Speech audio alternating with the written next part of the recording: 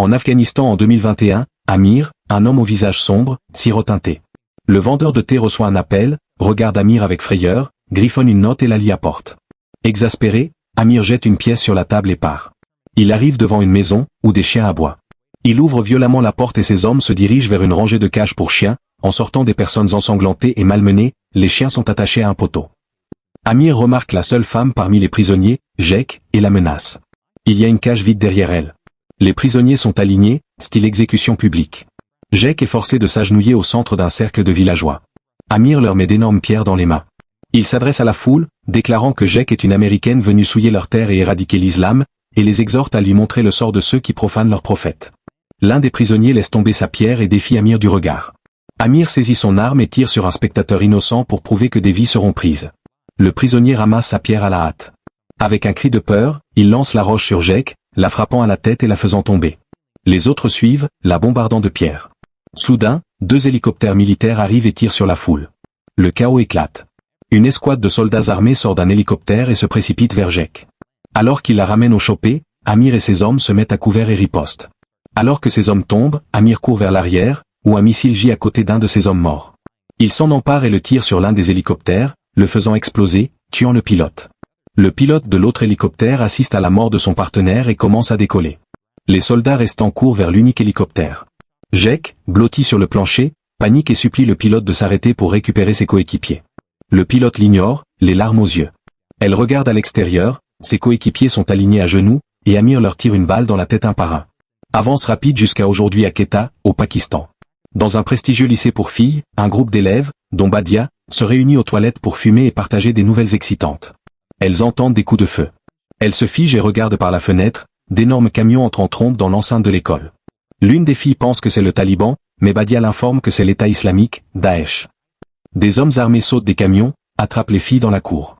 C'est le chaos, les balles volent et le personnel tombe.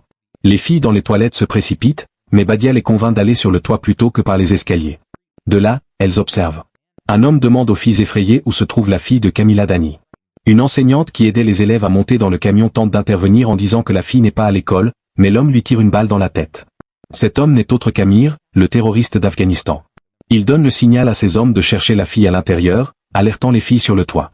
Les amis de Badia paniquent. Badia leur dit que le parking est leur meilleure option, car elle sait conduire. Elle se précipite dans les escaliers et entre en collision avec l'un des terroristes de Daesh. L'homme bascule en arrière et lâche son arme. Alors qu'il se relève pour attaquer, Badia ramasse l'arme et, au dernier moment, comprend comment elle fonctionne et tire sur lui. Ses amis courent vers le toit pendant qu'elle tire sur quelques autres hommes qui approchent. Mais les munitions ne suffisent pas, et le visage menaçant d'Amir apparaît. Incapable de tirer, elle court rejoindre ses amis sur le toit, menant malheureusement Amir jusqu'à leur cachette.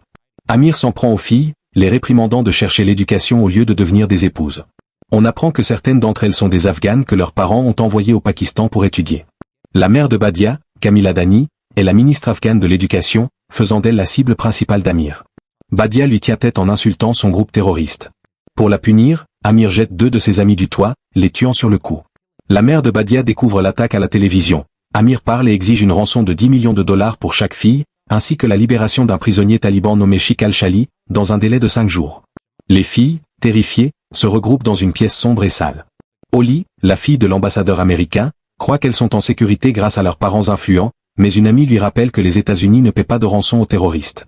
Badia ajoute que la plupart des filles kidnappées à l'école ne sont pas là, soulevant des craintes sur leur sort.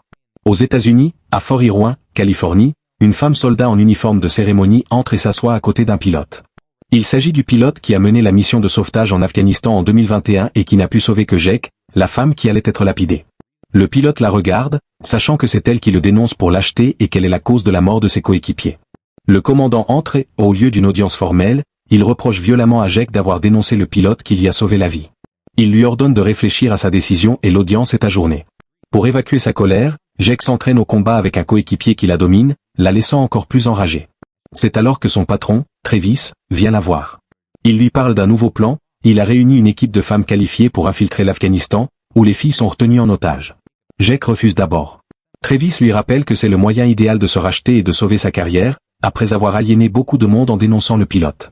Pour la convaincre, Travis lui révèle qu'Amir, l'homme qui a massacré son ancienne équipe, est celui qui a kidnappé les filles.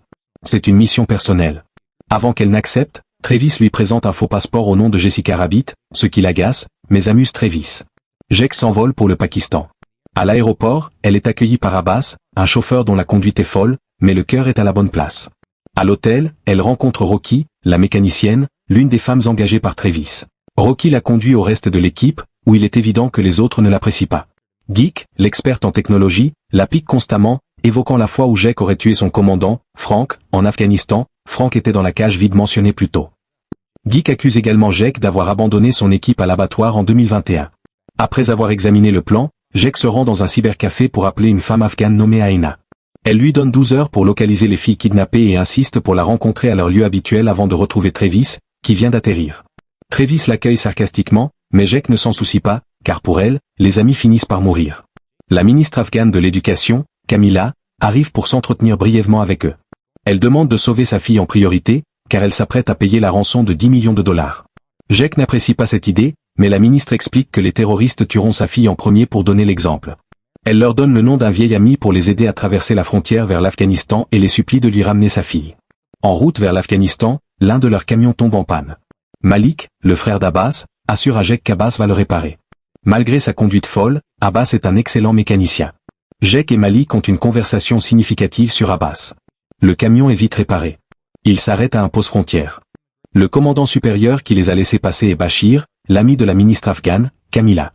Dans son bureau sombre, Amir essaie de lire l'avenir dans une tasse de thé lorsqu'un de ses hommes lui amène une élève américaine. Il s'agit de Harry, la fille de l'ambassadeur qui pensait être en sécurité grâce à ses parents. Amir la persuade de faire une livraison au poste de police des talibans, la séduisant avec l'idée d'être libérée. L'équipe de Jake arrive au camp médical, dépose les fournitures et les médicaments. Avant de les quitter, Abbas leur montre discrètement où se trouvent les bombes et les aide à partir sans encombre. Lynn, Jake, met une burqa et se rend auprès d'Aina. Pendant ce temps, Travis, la spécialiste des bombes, et le tireur d'élite se rendent à l'endroit où leurs armes devaient être cachées, mais la cachette est vide. Ils retournent au camp pour élaborer un autre plan. Harry est conduit au poste de police avec la lettre à la main. Dès que l'officier la lit, son chauffeur s'enfuit du véhicule quelques secondes avant qu'il n'explose, tuant la policière et Harry. L'explosion secoue la ville. L'équipe se précipite sur le balcon et voit d'énormes colonnes de fumée s'élever là où se trouvait le poste de police. Abbas envoie Malik vérifier la situation. À son retour, Lynn, Jake, trouve l'équipe en train d'élaborer un plan pour sauver les filles à partir d'un certain endroit, mais elle leur dit que cette adresse est un piège. Elle a été informée de l'emplacement réel par une source fiable. Lorsqu'elle révèle que sa source est Aina, une sage-femme talibane qu'elle a secourue par le passé, certains membres de l'équipe ne réagissent pas bien, reprochant à Lynn d'avoir sauvé une talibane tout en abandonnant sa propre équipe. Travis intervient, les avertissant qu'ils doivent agir en équipe pour que la mission réussisse. Il demande à Lynn si elle fait confiance à Aina, ce à quoi elle répond par l'affirmative. Le plan change. Puisque leur cache d'armes est vide, Travis décide de suivre la suggestion d'Abbas, cambrioler l'arsenal des talibans. Cette nuit-là, l'équipe fait exploser un bâtiment pour créer une diversion, faisant croire aux talibans qu'il s'agit de Daesh et attirant la majorité des forces hors de l'arsenal. Abbas et Malik tuent 2 hommes, revêtent leurs uniformes et se rendent directement à l'arsenal, faisant semblant d'être des talibans, permettant ainsi au reste de l'équipe de s'infiltrer. Ils prennent rapidement ce dont ils ont besoin. Geek lance un drone de surveillance, et le spécialiste des bombes pose des mines. Les soldats talibans reviennent rapidement, et une fusillade s'ensuit.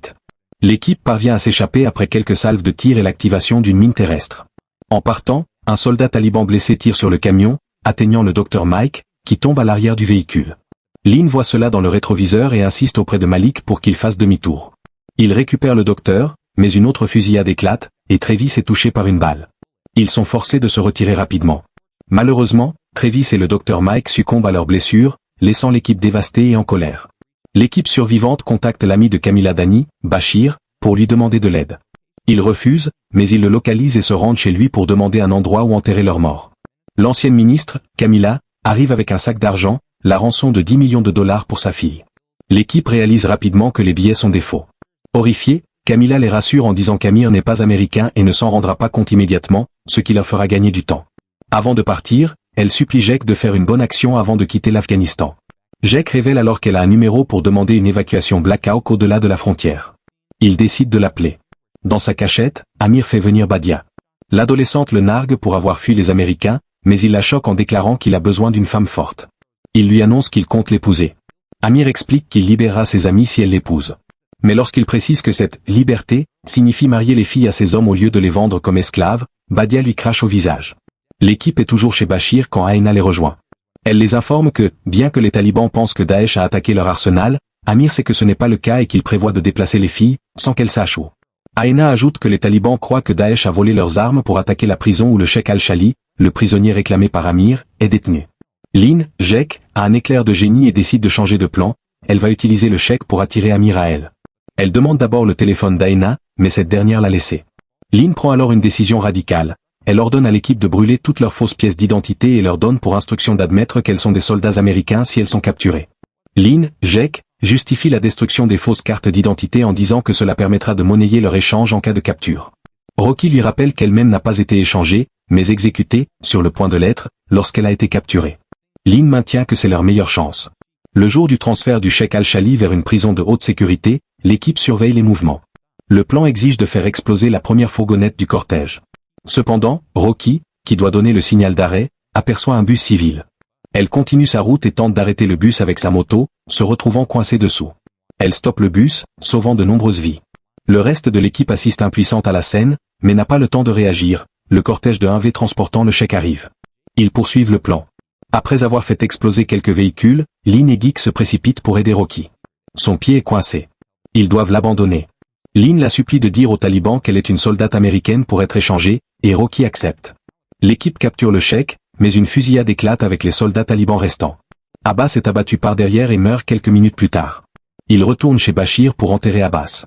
Lynn et Jane ont une conversation poignante, révélant la vérité sur la mort du commandant Frank en 2021. Amir avait ordonné aux soldats capturés de lapider leur commandant. Tous avaient refusé. Pour les forcer, Amir avait tranché la gorge d'une villageoise, puis de son enfant.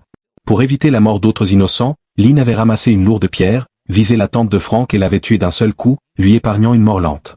Alors que leur conversation se termine, ils apprennent que Rocky passe à la télévision. Ils se précipitent à l'intérieur, leur amie, à genoux, ne dit pas qu'elle est américaine comme promis. Elle commence à louer Allah. Sa gorge est tranchée sous les yeux de tous. Lynn hurle de rage, les yeux injectés de sang. Elle se précipite vers l'endroit où se trouve le cheikh, une arme pointée sur sa tempe. En une fraction de seconde, elle remarque la direction de son regard et se retourne. Aina se tient dans l'ombre, un téléphone à la main. Lynn réalise qu'Aina travaillait contre eux. Elle l'assomme rapidement avec son arme. Les autres accourent. Lynn explique que c'est Aina qui a mené Daesh à son équipe en 2021, lorsqu'elle pensait l'avoir sauvé, et qu'elle a fait de même cette fois. Il leur reste peu de temps. Ils s'enfuient, laissant l'argent et le cheikh derrière eux, car Amir et ses hommes sont en route. Ils se cachent dans les buissons et observent les soldats de Daesh prendre d'assaut l'abri. Amir aide Aina à se relever et lui demande d'emmener le cheikh dans le véhicule, lui montrant un grand respect. Amir vérifie l'argent. Comme prévu, il ne remarque pas que les billets sont contrefaits et jette le sac dans son van. En partant, le cheikh demande à Amir pourquoi il l'aide. L'équipe observe depuis leur cachette. Lynn, Jek, révèle qu'elle a laissé son téléphone dans le sac d'argent et demande à Geek de localiser l'appareil, leur permettant de suivre Amir. Amir emmène le cheikh dans la grotte qui lui sert de base. Il demande au vieil homme de célébrer immédiatement son mariage, car il a choisi une épouse. Lynn s'infiltre dans la base souterraine par une ouverture servant de cheminée pour le générateur. Vêtue d'une burqa, elle se mêle aux femmes servant les soldats, repère les lieux et vérifie les caches des écolières. Elle remarque que Badia n'est pas là. Elle envoie rapidement les coordonnées de leur position à l'équipe d'évacuation Black Hawk. Badia est entièrement vêtue pour le mariage. Amir presse le cheikh d'omettre la cérémonie et de les déclarer mariés rapidement. Le cheikh, choqué, comprend la véritable intention d'Amir, il ne se soucie ni du cheikh ni de la religion, il veut juste que ce soit le même cheikh qui a uni ses parents qui les marie. Le cheikh prononce les vœux à contre-cœur. Amir le confronte immédiatement avec haine, l'accusant d'avoir dénoncé ses parents, qui ont été exécutés par les talibans. Il tranche la gorge du vieil homme avec son épée, choquant toutes les personnes présentes. Pendant ce temps, après le briefing de Lynn, Malik et le reste de l'équipe féminine, également en burqa, s'infiltrent en se mêlant au personnel de cuisine, éliminant les soldats de Daesh un par un. Amir découvre que les billets de rançon sont faux, ainsi que le téléphone dans le sac. Il accuse Aina d'avoir amené les soldats américains et lui tire une balle dans la tête. Il se tourne ensuite vers Badia et lui ordonne, « Ton premier devoir conjugal, nettoie le sang ». Comprenant qu'ils ont été infiltrés, les hommes d'Amir ordonnent à toutes les femmes de s'aligner dans la cuisine et d'enlever leur voile. Jane est démasquée. Elle déclenche la diversion en faisant exploser une section de la grotte. Le chaos éclate. Les soldats se saisissent de leurs armes. Malik tire d'autres missiles, faisant exploser plus d'hommes. Badia tue la vieille femme qui aidait Amir et s'échappe, rencontrant Lynn et la spécialiste des bombes dans un ascenseur. Lynn dit à Badia d'aider l'autre soldate à mettre les filles en sécurité, tandis qu'elle repart tuer Amir. Elle le trouve, et ils se battent. Amir a l'avantage grâce à sa grande épée, mais sous-estime la rage de vengeance de Lynn. Elle lui tranche la gorge avec sa propre épée et maintient ses mains baissées pour qu'il ne puisse pas appliquer de pression sur le sang qui jaillit. Amir meurt en s'étouffant avec son propre sang. La spécialiste des bombes amène les filles jusqu'à un camion, mais ils refusent de démarrer.